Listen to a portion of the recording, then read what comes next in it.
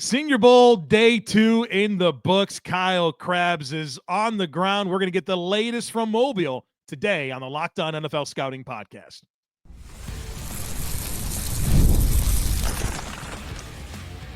You are Locked On NFL Scouting with the Draft Dudes, your daily podcast for NFL and college football scouting. Part of the Locked On Podcast Network, your team every day. What's better than this? It's guys being dudes here on the Locked On NFL Scouting Podcast. We're the Draft Dudes. I'm Joe Marino from Locked On Bills. He's Kyle Krabs from Locked On Dolphins, and we are your NFL experts here with you daily to talk team building across the league on the Locked On NFL Scouting Podcast with the Draft Dudes, part of the Locked On Podcast Network, your team every day. Want to issue a big thank you, shout out, and welcome to our everydayers. Those of you who never miss a single episode, we appreciate y'all being here very, very much. This episode is brought to you by Prize Picks. Go to prizepicks.com/LockedOnNFL and use code LockedOnNFL to win $50 instantly when you play $5. Joe, happy day 3 of Senior Bowl to you here on Thursday. Day 2 in the books. Big risers. There's a lot of them. Talk about it. And feeling even better about the middle class of this draft class. Good. I think is where my head is at right now. Good. I got to ask you this, though. You've basically been away from home for a week. Time in Dallas area, time in Mobile. How much barbecue have you consumed? I had one night. One. Did you see Saucy Q's is closed? Is it really true? Yeah. Pour one out. What a classic establishment. Yeah. I bet they'd have stayed in business longer if they had doors on their bathroom stalls. For their single toilet bathroom. That's the same square footage of my closet here in my hotel. That was location also not so great for the Saucy Q's, Get yourself in a better spot. I would not be surprised if once the Senior Bowl moved from one stadium to the next. Yeah, it was killer. That took a lot of significant foot traffic off for Saucy Q's. Place was packed between practices. Packed. It was the spot. Yeah. All right. Well, I'm excited to learn what's going on at the Senior Bowl right now, and so let's start here. I know some players have departed, and for various reasons. So catch us up on those players. Yeah. So Mike Green from Marshall. This was reported by Matt Miller. 3 players left last night. It was Mike Green from Marshall, who had the rep of the day yesterday. Full transparency, though, can we be fair to Josh Connerly? He was playing on the right side. Please be fair to him because I really like him. They took all the tackles and had him play on the opposite side yesterday. So you had Ozzie Trapilo on the left side. You had Ariante Ursary and Josh Connerly on the right side.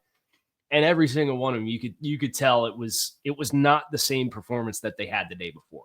Yeah. But it's the cross-training element and showing things for teams that maybe have a need at a certain spot, but your original spot that you played was the other side. So not to take anything away from Mike Green's rep, but poor Josh Connerly was just kind of glossed over on that viral clip of Mike Green power rushing him and putting him on the ground. He was playing right tackle, but Green has been excellent in every setting. And you get a chance to, when you're down on the field and you interact with these guys, you go to media day and you interact with these guys, whatever. You get a chance to see some of their little interactions too. I wanted to give Mike Green credit. I don't know if he realizes anybody saw this interaction, but he went over and asked somebody on the training staff for a couple of like either Advil or Tylenol or whatever. And he was extremely polite. And he said, thank you, sir. Really appreciate it. And the guy he was talking to was like a young guy, like probably younger than me. So like little things like that for a guy who is blowing up every rep opportunity he has on football shows he's got a dog mentality with the way that he plays and the energy and the enthusiasm when he's making plays. But then also when it comes time to, okay, you're in your football gear, but you strip down the football player part of you and still have this really pleasant interaction with somebody who's probably volunteering right, from either South Alabama or somewhere else, and extremely polite with it. Like, I thought that was a really neat little interaction that you won't see on the Senior Bowl practices themselves. Yeah, love that nugget, man. I think that's important. I think that you want to bring people into your organization that are going to respect every component of what's going on, that are wired the right way. And I think that gives us a really good glimpse into who he is. And I can't wait to watch the tape. I got to do that. He's one of three. So three that left yesterday, according to Matt Miller. Yeah. And that does not include Armand Membu, who had allegedly some kind of stomach virus. Okay. Did not practice at all. Like, he did the weigh-ins. He didn't practice on Tuesday, and it kind of flew under the radar. There's like a couple tweets about it, but that was it. And then did not practice again on Wednesday. And you're like, all right, what happened here? So allegedly he came in, had stomach flu, and left himself, which is a bummer. His weigh-in was still a winner for him at 6'0", 34-inch arms, and I think it was 332 or 336 on the way. Like, big boy, right? Big and long. Yeah. Big and long. It's a good combo for offensive tackles. Trey Amos left, was alleged he had a minor foot injury. I thought he looked sticky, but I thought he lived up to his tape, where like there was some really aggressive top of the route type stuff with him. The refs are getting flag happy down here. I think there was a stretch where it's in the water. I think you had eight consecutive reps where I think you had a flag on the wide receiver DB 1-on-1s yesterday. But Amos moved really well. And when you watch him on tape, that's the thing that stands out about him, is he's like a guy that likes to get into your frame, likes to play physical with you.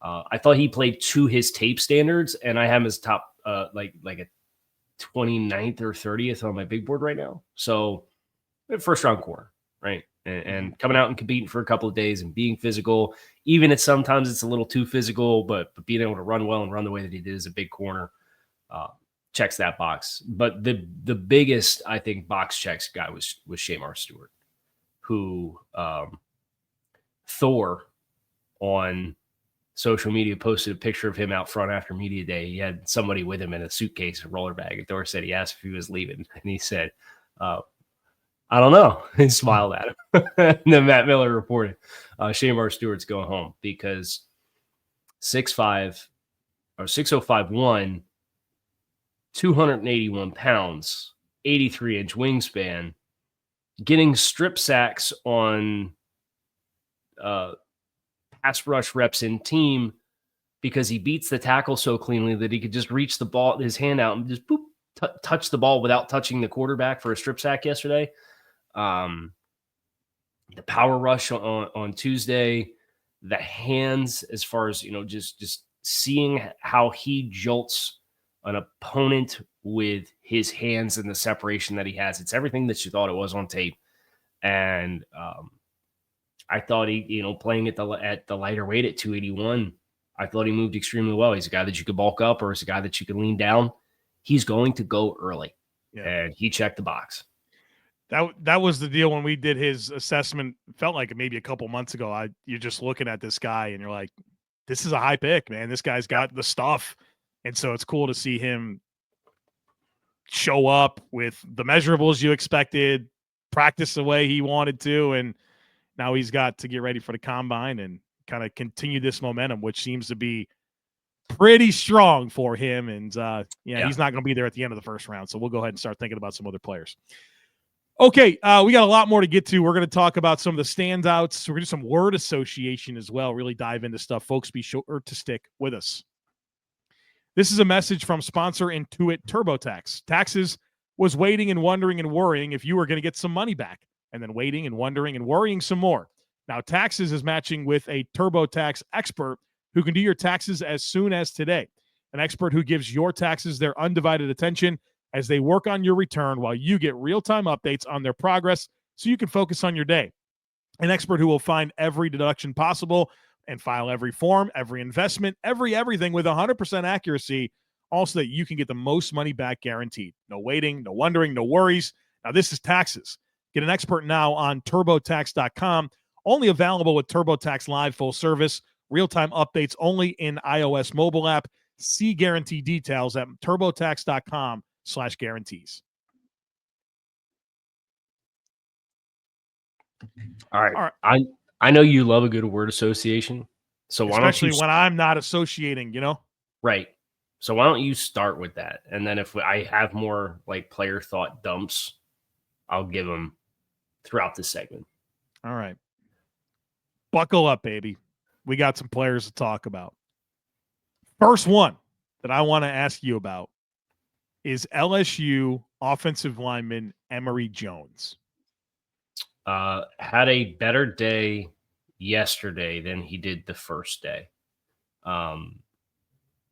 I think he's going to be better inside at guard. I think some of the tackle stuff, he had a really fun 3-rep. It was like the offense versus the defense for push-ups at the end of practice, where Baron Sorrell cooked him with a push-pull with the first rep. But he recovered well late and got back onto the body like as he was turning the arc of the pocket. So they're like, all right, reset, kind of a questionable rep. We'll do another one. And then Baron Sorrell tried to hit him with a similar move, and he sat down on it. And they're like, oh, well, now it's 1-on-1, so now it's winner take all. And Sorrell tried to straight bull rush him, and he sat down on it.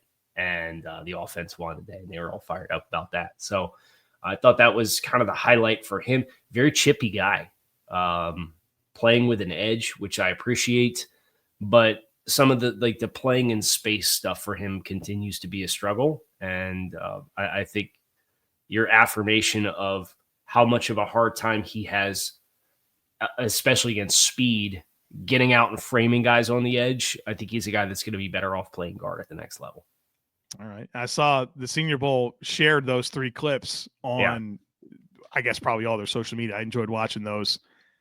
All right. Let me give you another one here, and I'll give you his first name. I'm not trying this last name. He's an Ole Miss edge rusher, Princely. His last name. Yeah. What is that? Uman Milan. Wow. Okay. There's the name. That guy.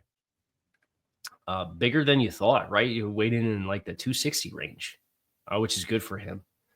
I still think even with the good size measure for him, I still think he is more of a player who plays around bodies. Does that make sense? Mm-hmm. As compared to being an inline tone center or gap control player or somebody who collapses angles with his hands and his length. He just doesn't really play that way, and he doesn't really need to. But it does kind of set the stage of if you are going to get better, how are you going to get better? Where are you going to improve? And I think his ability to play along the line of scrimmage is just kind of an incomplete profile right now. And you see him in the pass rush opportunities that he has, how explosive and fluid he is. He's in that same stratosphere of Izaraku and Mike Green as far as the ability to turn corners tightly and have flexibility to win at steep angles and carry speed through there. But I would say right now he's probably a little bit more of either a designated pass rusher in a universal setting or like a penetration front wide 9 type pass rusher if he was going to be drafted to be a starter. Interesting. How does he compare to Izaraku? Is there Izaraku, the Boston College edge rusher, like to you a player that's like a much better prospect? I think Izaraku plays mean. Like he's a mean-spirited guy in a good way out there at practice. Like he's gassing up his own guys.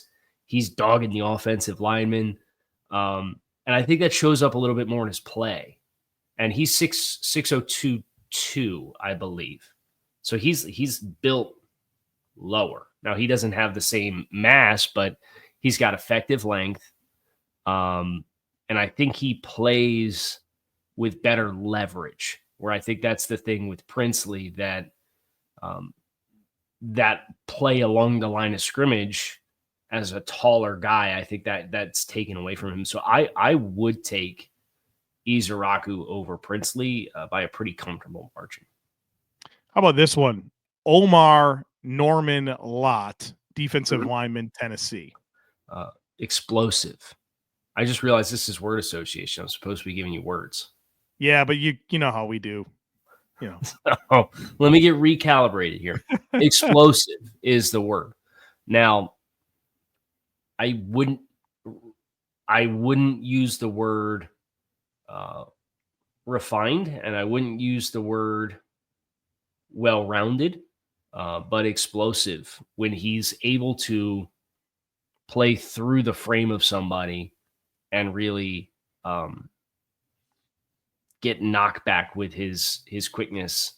That's where he's at his best. But if he does not win first contact, and usually that's through explosiveness that he gets it, I think there's a lot of continued growth for him as a guy who really hasn't played a lot of snaps. I feel like I just want to keep asking about defensive linemen, so let me pivot to a non-defensive lineman. How about tight end Harold Fannin Jr., Bowling Green? Unique is the word. He's a little tightly wound in the lower half. And that's something that you see with routes on air. You see when he's trying to separate versus man coverage. Now, I think he's somebody that's going to need to continue to get more physical at the top of routes. But he's got like that Gerald Everett, Jonnu Smith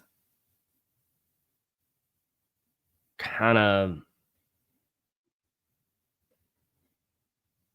It's hard to describe, but if I invoke those two players, I know what you mean.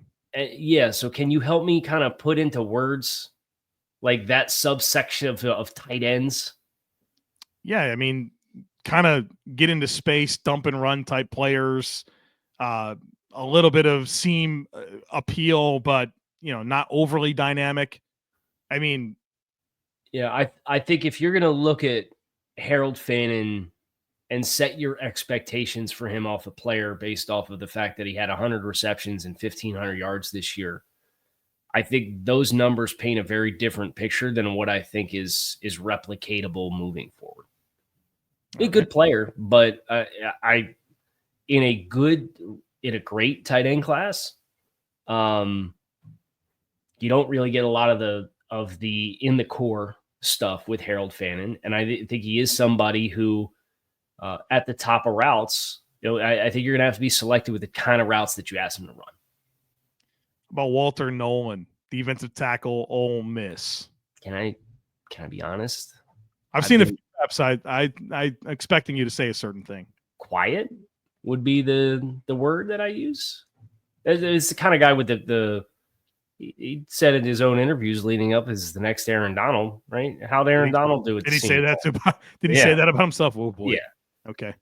Yeah. I like the confidence, but I like the confidence too, but Aaron Donald didn't come down here and have me not notice him for 2 days. I feel like the reps that I have been able to look at, it was a lot of you're coming out, you wanting to be a big time athlete, and you're just not playing under control, and felt like he was able to be controlled by blocks because he's just kind of selling out, and it's like, well, where's the technique? That's kind of what I was looking for in some of the exposures that I had. Let me give you another one here. Deion Walker, Kentucky defensive lineman. Big. Next question. He is big. All right. All right. We'll do more on the other side of it. We'll talk about some of the most physical players. And I always enjoy being down there and kind of getting a vibe for some of the coaches. So I want to ask Kyle about that as well. So folks, be sure to stick with us. Attending sporting events is an unforgettable experience that brings fans together every time that I'm at a game. Excitement and energy of the game, the fans, everything makes it an unforgettable experience. And Game Time now has a feature called Game Time Picks that makes getting tickets for events even easier. It filters out the fluff to show you only incredible deals on great seats, so you have to waste time searching through thousands of tickets. I recently used Game Time Picks to find tickets for an upcoming concert.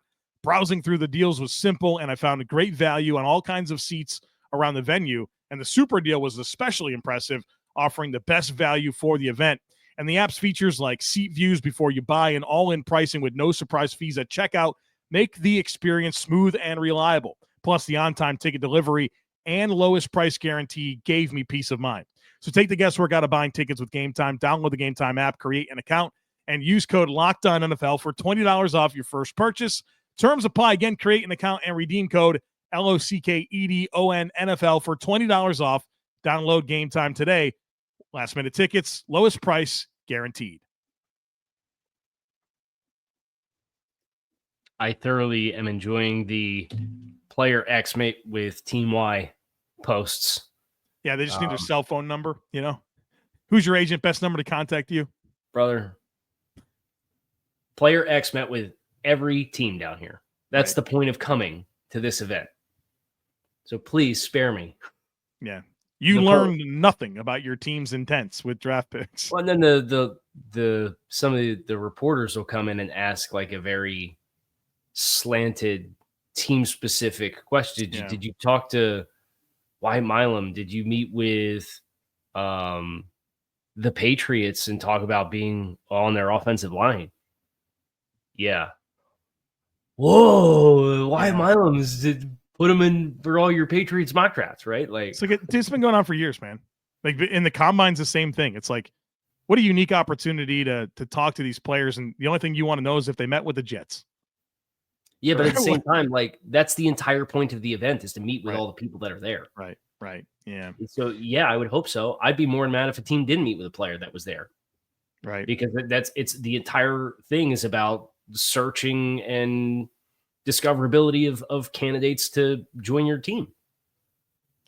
So let's go ahead and get to that team component, because like one of my favorite things about being down there is there's so many coaches, executives that are around, and like Mike Tomlin's always the guy that pops to me as super involved. Wink Martindale, always super involved. What kind of stood out to you from observing, just whether it's coaches that are coaching and you saw something about them that made you really enjoy them, or like just different people that were around that you felt were super dialed in and interesting? All right, so I'll start with the good. I saw Mike Tomlin yesterday. He was hanging out with me watching the defensive lineman in the American practice. About where you always can find him. It seemed like his eyeballs kept following that Texas A&M helmet moving around. Shamar Stewart. Yeah. So, but yeah, Mike was parked out at the 10-yard line when they were working on all their bags and their movement skills and all that stuff in the end zone. And so Mike was out there. He was hanging out with Kevin Stefanski for a bit. I saw future NFL great head coach Marcus Freeman there yesterday as well. Oh, wow. Yeah, he did an interview hit for, I think, NFL Network, but he was out there. I almost went up to him and asked him how many more years until he's ready to come to the pros for the sake of the podcast, but I didn't do it. So, on the other side of the coin, Rich Bisaccia is trying to give me an ulcer because he's, I guess, the guy running the American practices. Mm-hmm. And Joe, we had stretch, walkthrough, special teams, install, Indy for 55 minutes, the first 55 minutes of practice for a 2-hour practice was non-competitive reps in this setting. And the national practice, I mean, they get the guys ready to go, but they jump right in. Mm-hmm. So it's been really hard to kind of have that foil of national team, they're going to hit the ground running. And that's the first practice of the day. Mm. And then you have the 30-minute layover. And then the first hour of the next practice is like you're sitting there playing tiddlywinks with your hands in your pockets. So, Rich, please, if you're listening to the show, start with some valuable reps today. That'd be great. I would love it. We are deeply rooting for that. How about this? You get a chance to be on the field and really close up with these players. Who are the tone setters? Who are like the physical dudes that you can just tell have something extra there with how they attack reps? All right. So I'm pulling up my roster. Jared Ivey from Ole Miss is on this list for sure. 285-pound defensive end. He's the other, quote unquote, other defensive end from Ole Miss. He's probably, and he's in the same group as Shamar Stewart. He might have the heaviest hands of anybody in the class or anybody in at this event at defensive line. And they played him all over the place. They played him as a stand-up rusher from wide angles. They played him as a base end. They rushed him inside. He plays 4-eye. Really intriguing guy that I came in having a day 2 grade on, and I think he's done really, really well for himself. But just the physicality that Jared Ivey has, I think stands out in a big way. On the offensive side for the American roster, Jackson Hawes, the tight end from Georgia Tech, is mauling dudes on the edge. And the passing game profile, you know exactly what it is and is not. He's going to be a check down zone player underneath. But if he became Will Dissly, I wouldn't be surprised, right? But he is killing dudes with drive blocks on the edge, solo blocks, solo opportunities against defensive ends, and collapsing. So if you're looking for that kind of player for your inline position, whether you run a lot of 12 and you already have a receiving option, or you want to run a lot of 11 but be able to run the ball out of 11, that's the kind of guy that I think can go a long way for helping you achieve that. So those would be the 2 guys I would count out or shout out on the American roster. Junior Tafuna, defensive tackle from Utah. I don't know a lot about, if I'm being completely honest, other than he wears the smallest shoulder pads of anybody here as a defensive tackle. I saw him at first and didn't. Michael Bennett. I need to know, where do they compare to Michael Bennett? They're smaller than Michael Bennett. Oh, geez. Those are special. Brother, I saw him and didn't think he was wearing shoulder pads. I'm like, who's this guy? Why is he all sweaty if he doesn't have shoulder pads on? I'm like, oh, he is wearing shoulder pads. Oh, he's doing pass rush 101s right now. Oh, that's he's winning pass rush 101s right now. But just he's not like, he's not a big guy, but he is very heavy with his hands. He's very intense. And I think he has done a great job for himself this week with the opportunities that he's been given to kind of flash punching above his weight class, if you will. And then if I was going to shout out an offensive player on the national team as just being overtly physical, it's probably either Ariana Ursary or Anthony Belton, tackles from Minnesota and NC State. I just did Belton's final write-up yesterday. He's got a 3 for me. Although Jalen Travis from Iowa State's like a 6'8", 340-pound offensive lineman too that's playing inside and outside at guard and tackle. He deserves an honorable mention here too. That national team offensive line, if you need offensive linemen, you could probably pluck any name off that list and get really excited about what they're going to bring to your team. I want to go off script here to kind of close this out. All right. Senior Bowl, premier all-star event, produces good talent. When you look through these rosters, who are the first rounders? Oh, okay. While you're doing Shamar Stewart, Texas A&M, big hot take here. He's going. I'll say Josh Connerly. Tackle Oregon. I kind of do think Ariana Ursary, Minnesota, gets in. Okay. There's a lot of teams at the back end of the draft that I would not be surprised if they drafted him. Mike Green, Marshall. Oh, yeah.